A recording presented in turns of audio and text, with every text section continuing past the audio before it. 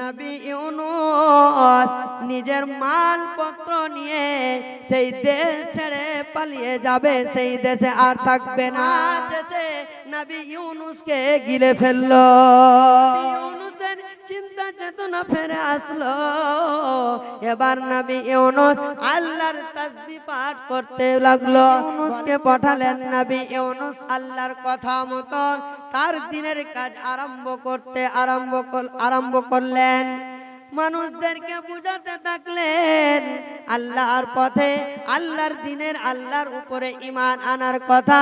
আমি নবী, আমাকে নবী রূপে আল্লাহ তাআলা পাঠিয়েছেন, আমার উপরে তোমরা ঈমান আনো।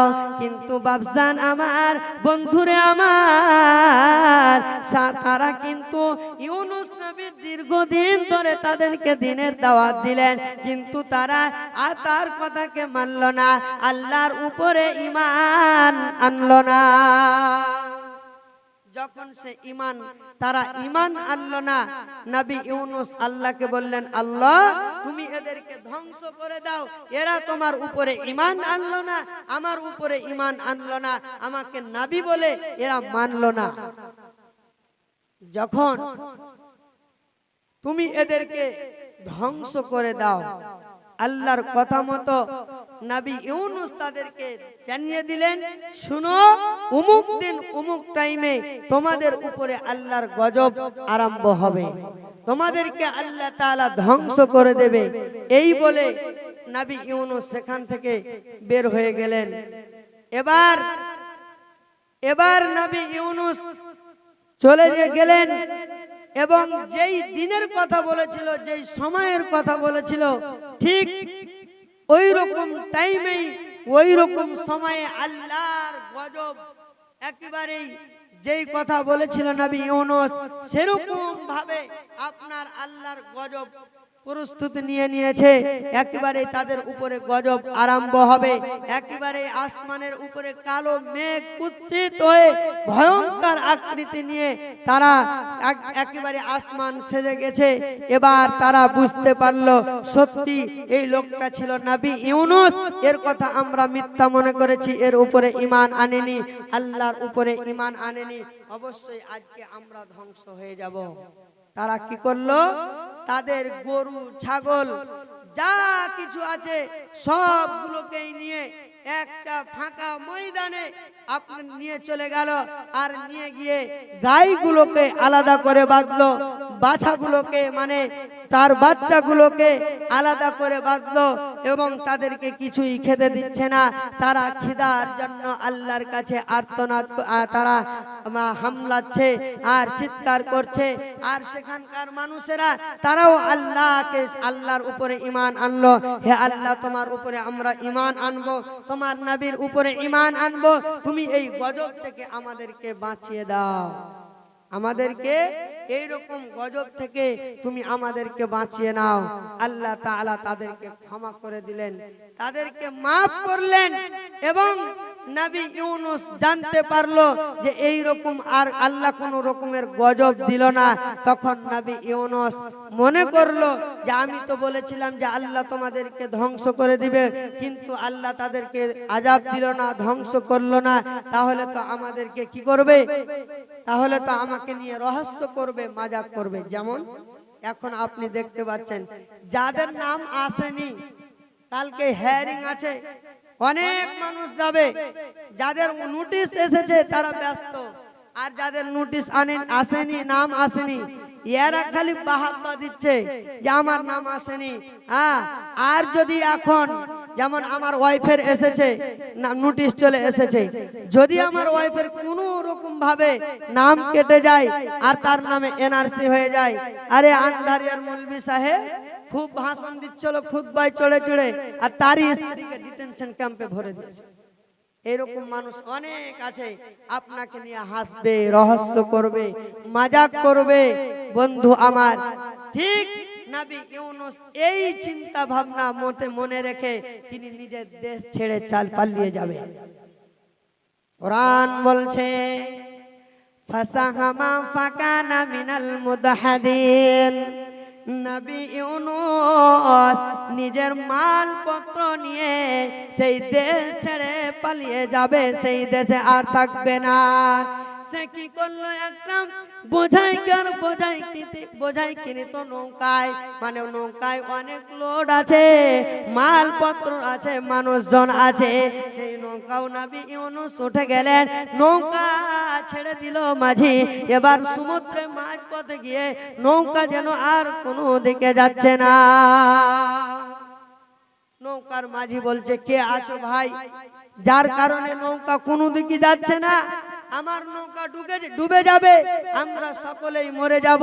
তো যাই হোক, তুমি আমার এই নৌকা থেকে নেমে যাও। কেউ নামবে গো? কেউ নৌকা থেকে নামবে? মাঝ সমুদ্রে কেউ নামবে না। এবার তাদের পরামর্শে কি করলো, লটারি করা হলো। কয়বার লটারি করলো? একবার নয়, দুইবার নয়, তিনবার লটারি করা হলো। বাবজান ভাইজান আমার, কিন্তু বারবার নবী ইউনূসের নামটা উঠে আসছে। এবার নবী ইউনূস কোনো বর্ণনায় পাওয়া যায় তাকে ধাক্কা মেরে সেই সমুদ্রে ফেলা হয়েছে, আর কোনো বর্ণনায় পাওয়া যায় তারা হলো আদর্শমান, নবীগণেরা হলো আদর্শমান। সে নিজেই নৌকা থেকে ঝাঁপ দিল। যেমনই নৌকা থেকে ঝাঁপ দিল, ফালতা কামাহুল হুত ওয়া হুয়া মুলিম, একটা সমুদ্র থেকে আল্লাহর পক্ষ থেকে বড় মাছ এসে নবী ইউনূসকে গিলে ফেললো। নবী ইউনূসকে গিলে নিল এই বড় মাছে। মাছ আর হজম করতে পারছে না। মাছও অবাক যে আমি আবার কোন মানুষকে আমি গিললাম, আমি খেলাম, যে আমি আর হজম করতে পারছি না। মাছ এবার কি করলো, খুব তোলপাড় করার পরে সে মাছ আল্লাহর হুকুম মোতাবেক মাছ হজম করতে পারলো না। মাছ ইউনূস নবীকে নিয়ে সমুদ্রের নিচে চলে গেল, একেবারে এই মাটিতে বসে গেল। দুয়াটা কি আপনি এখন, তখন তিনি নবী ইউনূসের কানে আওয়াজ ভেসে আসছে, আপনার সমুদ্রের নিচে শামুক আছে, ঝিনুক আছে, সেইগুলো যেন কুটুর মুটুর করে আওয়াজ হচ্ছে। এবার নবী ইউনূস এই আওয়াজ শুনতে পেয়ে তার বিবেক ঘুরে গেল, তার চিন্তা চেতনা ফিরে আসলো। অবশ্যই এই পানির নিচে এই শামুক আছে কিংবা ঝিনুক আছে, এই কুটুর মুটুর আওয়াজ করছে, এদের আওয়াজটা অবশ্যই কেউ শুননেওয়ালা আছে, না হলে এরা আওয়াজ করবে না। তাই নবী ইউনূসের চিন্তা চেতনা ফিরে আসলো। এবার নবী ইউনূস আল্লাহর তাসবিহ পাঠ করতে লাগলো। বলেন, তাসবিহটা আপনার গুনাহ খাতা মাফ হবে। বলেন, আমরা সকলেই বলি, লা ইলাহা ইল্লা আনতা সুবহানাকা ইন্নী কুনতু মিনাজ জালিমিন। এই তাসবিহ পাঠ করতে নবী ইউনূস আরম্ভ করলো। কদিন পাঠ করেছে আপনারা আগে শুনেছেন? কদিন? 40 দিন। দেখেন, 40 দিন বলছে। তো যাই হোক, আমরাও শুনেছি 40 দিন, কিন্তু এটারও কোনো সহি হাদিস দ্বারা প্রমাণ নাই যে তিনি কয়দিন মাছের পেটে ছিল। কিন্তু কোনো বর্ণনায় পাওয়া যায় 40 দিন, কোনো বর্ণনায় পাওয়া যায় 3 দিন 3 রাত, আর কোনো বর্ণনায় পাওয়া যায় 1 দিন 1 রাত। তো উলামায়ে কিরামগণ এই 3 দিন 3 রাতটাকে সহি বলেছেন। এই 3 দিন 3 রাত নবী ইউনূস মাছের পেটের অন্ধকারে, এক পানির অন্ধকারে, এক রাতের অন্ধকারে সে কাঁদছে, আল্লাহর তাসবিহ পাঠ করছে। আবার বলেন, লা ইলাহা ইল্লা আনতা সুবহানাকা ইন্নী কুনতু মিনাজ জালিমিন। এই তাসবিহ পাঠ করতে আরম্ভ করেছে। বন্ধু আমার, ভাইজান রে আমার, নবী ইউনূসের পেটে কোনো খাবার নেই, কোনো আহার নেই, শুধু একটাই তাসবিহ পাঠ করছে, লা ইলাহা ইল্লা আনতা সুবহানাকা ইন্নী কুনতু মিনাজ জালিমিন। হে আল্লাহ, আমিও নিজের নফসের উপরে জুলুম করেছি, তুমি পাক, তুমি পবিত্র, অতএব তুমি আমাকে ক্ষমা করে দাও, তুমি আমাকে মাফ করে দাও।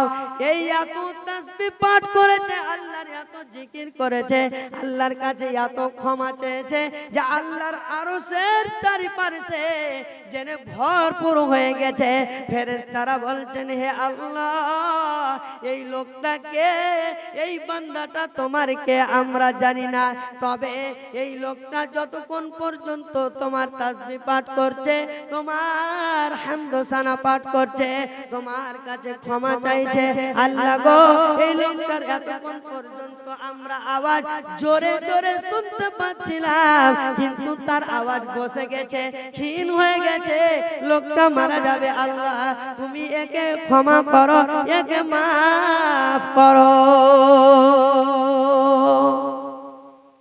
নবী ইউনূসকে আল্লাহ তাআলা বলছেন, হে আমার ফেরেশতারা শোনো, এই লোকটা আর কেউ নয়, আমার প্রকৃত বান্দা একজন নবী, নবী ইউনূস।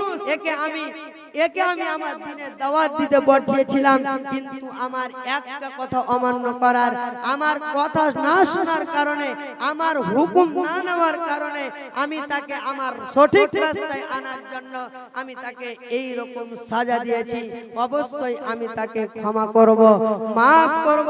তারপরের অংশতে আল্লাহ তাআলা বলছেন যে আমি তাকে শেষের বেলায় আমি তাকে মাছ তাকে উপলালো, আপনার সমুদ্রের উপর থেকে নিচে থেকে উপরে নিয়ে আসলো, বালুর চরে তাকে নামিয়ে দেওয়া হলো, তাকে মাছ তাকে উপলালো, এবং এই তাকে আল্লাহ তাআলা হেফাজত করলেন। শেষ পর্যন্ত নবী ইউনূস আবার তার কওমের কাছে ফিরে গেছে।